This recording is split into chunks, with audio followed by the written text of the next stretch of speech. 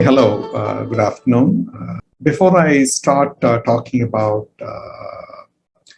the main topic itself, I just want to quickly spend some time in taking us through what I have observed in the market over the past. COVID has changed the way in which the regulations and surveillances are happening. Privacy is becoming a big challenge because the more surveillance and more information is really available, provided you secure your information. I think all of them have a huge impact, while banks and financial service sector is continuously, looking for the next set of action because I've heard restructuring, looking into supply chain management more closely, digital automation, partnerships, regulatory dealings. Most of these activities will continue to happen, and all of them have fundamentally the digital transformation journey becoming a key part of addressing all of them. The new digital world obviously leaves a lot of issues open for discussions. I think whether, to take an example of what is an optimal policy with respect to digital currencies. Should banks wait for central banks to supply a digital currency, or they should be allowed to participate in private digital currency, to work with? Is blockchain technology and smart contracts, are they going to change their way of contracting, documentation work that we take in the financial services industry, and how it is going to impact competition? So there are a lot of critical questions and discussions, specifically, the advanced technologies do happen at the client. But what I feel is, the basic client requirements have not changed for years. So it's getting more and more important that the banks have to go back to the fundamental question of how to take care of the simple questions of the clients, whether I understand their needs, whether I'm in a position to provide them the right kind of advice, how we anticipate and solve all of them. I think most of these topics are being probably covered by a lot of banks under this hyper personalization, which is now a possibility because the technology allows us to support such things. And so I think, the data brokers nowadays even carry up to 15,000 to 20,000 data points about every individual, including you and me. Look at what Google and Facebook may have, over a period of time, they would have collected so much more data. So it's important that we need to do what is coming up next and how we continue to provide and support the customer needs. To address that, I wanted to quickly visit the past and the questions have happened. Questions have been asked in 2010, where we very clearly identified what should be the next. Whether can we do loans without taking deposits? Can we do payments without having a middleman, or services offered without having branches to address? Or trading without traders. So these are the questions that have been asked in the past, and what we see today is the speed with which banks have taken it up compared to the fintechs very clearly showed the change, where the pie is obviously increased. All these fintechs were able to create a totally a new additional opportunities for themselves, and they ate it too. Banks continue to grow, but unfortunately the increased pie has totally been consumed through the type of fintech activities which have happened. And they obviously had the advantage of technology, their openness to adopt and collaborative nature in which they worked pretty much with every other institution. And then agile and gamification of their products, making it easy for consumers. And I feel that it is there, and the next big challenge is going to come through, in my personal opinion, is from the big techs, or we call TechFin in certain extent. And I think this is going to be the next one, which banks and financial institutions have to look into. And I personally feel that tech firms have a huge advantage. I think they have a long vertical value chain that they can use to have their competitive advantage. They can monopolize segments, and they're will and operate and expand to provide better and bigger services through the network effect. I think the striking example that I've seen in my last 5-10 years is about WeChat and Alibaba. These two firms now almost control 94% of the mobile payments market in China. So big techs are, looking for such an opportunity to strike.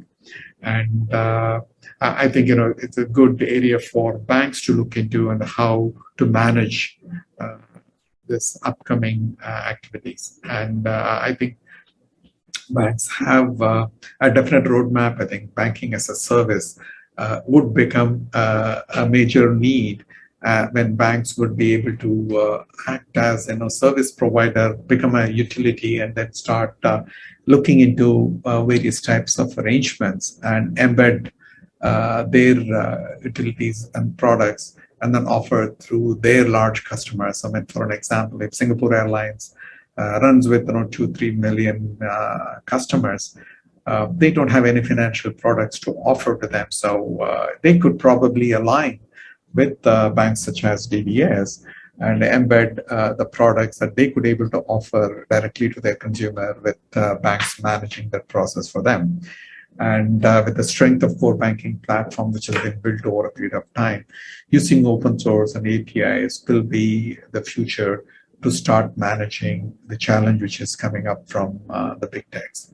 So I would say, based on my recent conversations, banks are willing to position themselves as a core next generation ecosystem player, and they are already looking into many of these opportunities as banking as a service model for a successful future.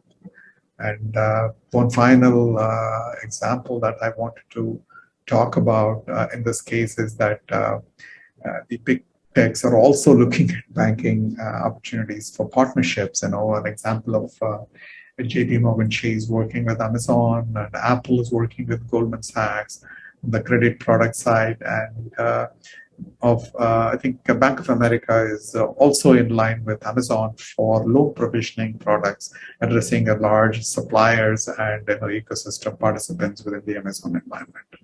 Great opportunity, great challenge, but there are ways and means in which the banks can adopt the next round of strategy. But having said that, in my personal opinion, the next big challenge to address them is through open source. I strongly believe that open source will be the future technology to address, where it has huge amount of benefits compared to the risks which have been talked about, purely because it allows collaborative development activities. And I personally feel the nature with which the open source enables banks to develop and bring innovation. They can co-create new products. They can have their products being delivered in a faster time to the market. It provides, I think, thousands of building blocks for the bank to evaluate and adopt instead of building something from ground level. There's huge amount of unlimited, I would say, resources which are working to address specific challenge through the open source community. I think I strongly believe the Western world has already gone through and adopted open source in a big fashion. So it's a great area for financial services sector such as banks to look at. I would like to leave this specific slide, the fishbone structure, of what I think the key strategies that the banks would be adopting going forward. Specifically how to move away or move from face-to-face banking to digital-first experience. It's not a new topic. I've seen it from DBS bankers in various conferences talking about hyper-personalization. It would happen. I think digital KPIs will come into picture. The clients are looking for five-star service and opportunity for banks to build and create personalized, contextual financial products to improve the customer experience. Data sharing is going to be a necessity in the future rather than I would say you protect to gain advantage. I think supply chain within the financial service sector drives seamless sharing of data already, both across organization and with third parties, more trusted third parties, I would say. I think it will accelerate rapidly over the next 12 months. I mean, for an example, I looked at Cosmic, which is the MAS-driven collaborative sharing to address the money laundering and terrorism financing, information. Uh, while we talk about, the information sharing is also going to be driven by open banking, but more and more, players are looking at taking advantage, and some of them even pulling out their product out of the market and getting into collaboration. An example was Vanguard and Ant in China, where mutual funds is now managed through the Ant Financials, and Vanguard being a big player, they identified the benefits of working through Ant rather than having themselves managing it. The next one is, in my opinion, is the cognitive tech, leveraging AI/ML.